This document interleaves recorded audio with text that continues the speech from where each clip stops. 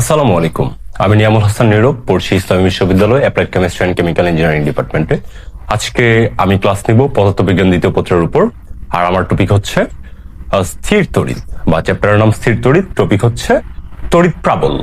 তো আজকে আমরা কথা বলবো দুইটা স্পেসিফিক টপিক নিয়ে। একটা হচ্ছে বৃত্তের ভিতর বা বাইরে বা বৃত্তের পৃষ্ঠের উপর তড়িৎ প্রাবল্য কত হবে, বা এগুলার কিভাবে বের করা লাগে সেইগুলো নিয়ে। আর হচ্ছে একটা সরলরেখা থাকবে, সরলরেখার টাইপের একটা ম্যাথ আছে প্রাবল্যের, তো সেইগুলো নিয়ে আমরা একটু কথাবার্তা বলার চেষ্টা করব। তো সরলরেখার ম্যাথটা পরে দেখা যাবে। আমরা সেকেন্ড ম্যাথ হিসেবে সরলরেখাকে নিয়েছি, আর ফার্স্ট ম্যাথ হিসেবে আমরা বৃত্তকে নিয়েছি।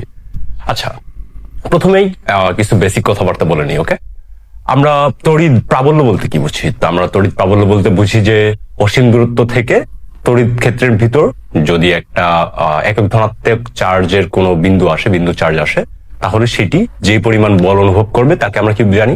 তড়িৎ প্রাবল্য আকারে জানি। আচ্ছা, আপনাদের মাঝখানে অনেকে হয়তো বা তড়িৎ প্রাবল্য আর তড়িৎ বিভবকে গুলাই ফেলেন, তো সেই জন্যই আর কি আমাদের এই ভিডিওটা নেওয়া, যাতে আপনাদের কিছু উপকার হয়। চলুন শুরু করা যাক।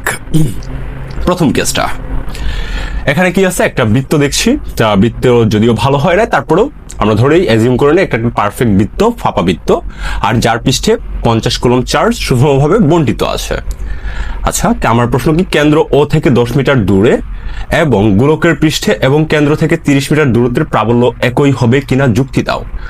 প্রথমত, এই বৃত্তের কেন্দ্র থেকে যে ব্যাসার্ধ আর কি, কেন্দ্র থেকে তার পরিধি পৃষ্ঠ পর্যন্ত দূরত্ব, ব্যাসার্ধ হচ্ছে 20 মিটার, তাই না? তাহলে আমার আর এর ভ্যালু কত পাচ্ছি? আর ইজ ইকুয়াল টু 20 মিটার পাচ্ছি। খুবই স্বাভাবিক। প্রথমে কি চাইছে? কেন্দ্র থেকে 10 মিটার দূরে। তাহলে আমার R1 কত হবে? R1 is equal two 10 metre, তাই না? এটাই তো হওয়ার কথা ছিল। কিন্তু এখানে একটা কিন্তু আছে। আমি যেটা বললাম যে অসীম দূরত্ব থেকে, আমি যদি এইখানে যদি থাকে, আমার তো তড়িৎ ক্ষেত্রের ভিতরে থাকতেছে, তাই না? পুরো জিনিসটা তো আমার তড়িৎ ক্ষেত্রের ভিতরে থাকতেছে, সেই জন্য আমার কত হয়ে যাচ্ছে? আমার তো আর অসীম দূরত্ব লাগতেছে না, তার মানে আমার ভ্যালুটা কত? আলটিমেটলি 0 হয়ে যাচ্ছে। ওকে, তারপর R2 এর জন্য আসি। R2 কত হয় আমার? R2 যদি আমি দেখি একটু, 30 মিটার, তাই না? এখানে আমার 20 মিটার আর বাইরে হচ্ছে 10 মিটার, মানে সেটা কি অসীম দূরত্ব থেকে আসতেছে, সেই জন্য আমার R2 ভ্যালু কত? 30 মিটার। তো আর যেহেতু আমি নিলাম 20 মিটার, তার মানে কি পৃষ্ঠেরটা, আমি গোলকের পৃষ্ঠেরটা আগে বের করি। আমার সূত্র কি? E is equal to 1/4 pi epsilon naught K Q by R square. আচ্ছা, 9 ইন্টু 10 টু দি পাওয়ার 9 আমার কত আছে? 50 ডিভাইডেড বাই 20 স্কোয়ার। আচ্ছা, আবার ইউ ওয়ান এর ভ্যালুটা কত হয়ে যাবে? যেহেতু আমার অসীম দূরত্ব লাগতেছে না, তার মানে প্রাবল্য কত হবে? 0 হবে, 0 নিউটন পার কুলম্ব। এটা নিয়ে তো আমাদের আর কোনো কোশ্চেন থাকার কথা না, আপনার বিভবের সাথে না গোলালেই হয়। তারপর ইটুর ভ্যালুটা কত হবে? 9 into 10 to the power 9, 50 divided by 30 square. Okay, এই ভ্যালুগুলো আমরা একটু বের করি, এই দুইটা ভ্যালু।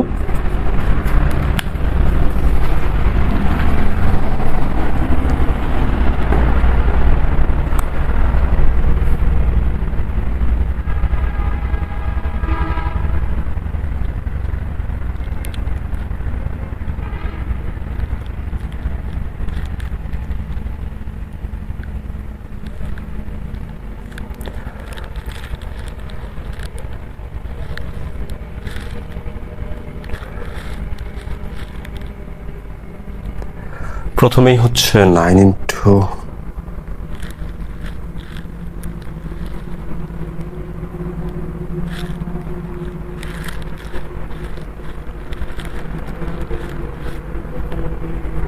50 divided by 400.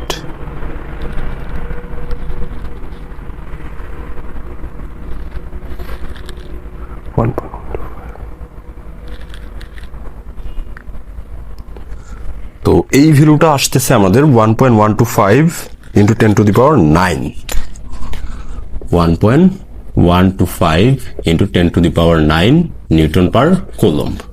আর দ্বিতীয় ভ্যালুটা যদি আমরা একটু দেখি, দ্বিতীয় ভ্যালুটা কত আসবে?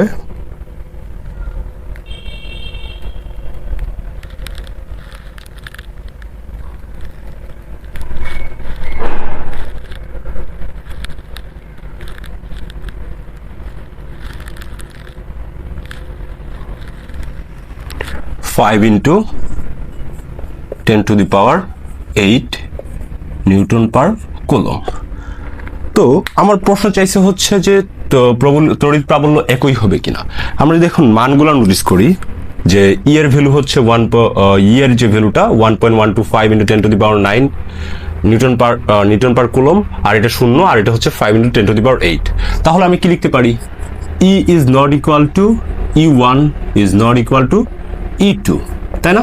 তাহলে আমি কি বলতে পারতেছি যে তড়িৎ প্রাবল্য একই হবে না। কি প্রাবল্য একই হবে না। ওকে, তারপর দ্বিতীয় কেসটার জন্য আমি যদি এখানের থেকে যদি একটা ডায়াগ্রাম যদি আমি আঁকাই নেই, তাহলে মনে হয় যে জিনিসটা ইজি হয়, তাই না? এখানে নিলাম -20 কুলম্ব চার্জ, এই বিন্দুটাকে দিলাম আমি এ বিন্দু, এই জায়গা থেকে ঠিক 20 মিটার দূরত্বে আরেকটা বিন্দু আছে, বিন্দু চার্জ, সেটা হচ্ছে +60 কুলম্ব চার্জের, তাই না?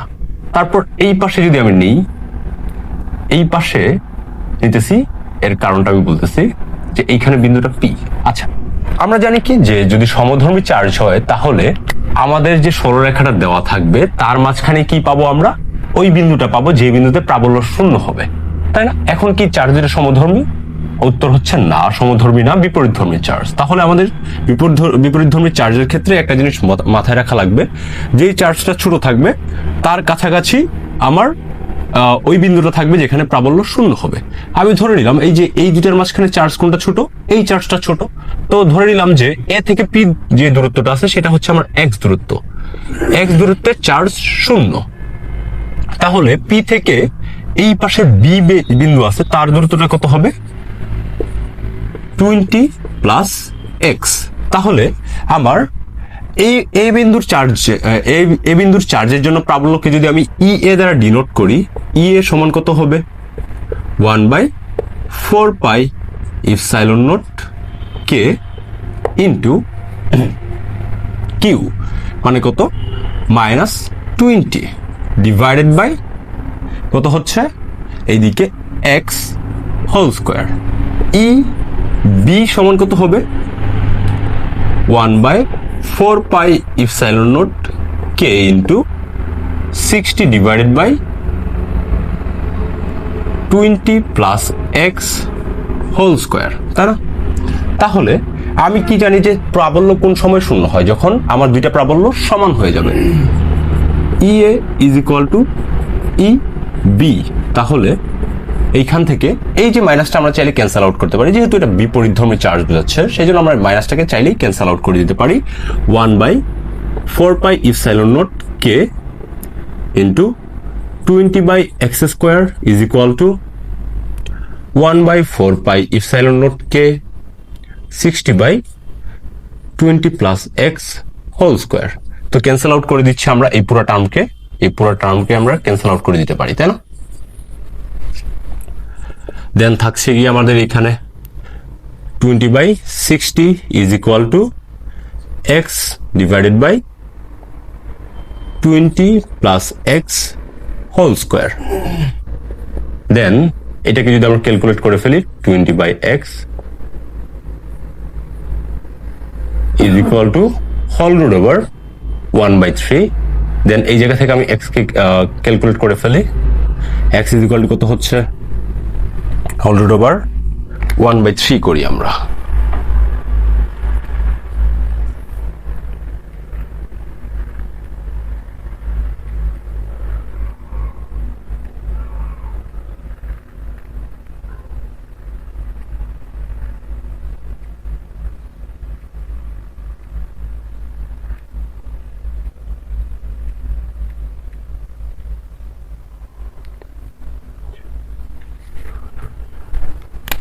x ইজ ইকুয়াল টু কত হচ্ছে? 11.55 প্লাস 0.7x 0.5, সরি এটা হচ্ছে 0.57, দেন x minus 0.57, x is equal two 11.55, x is equal to 1 minus 0.57, তো জাস্ট আমরা ক্যালকুলেট করে ফেললেই হয়ে যাচ্ছে। x is equal to 11.57 divided by 0.43।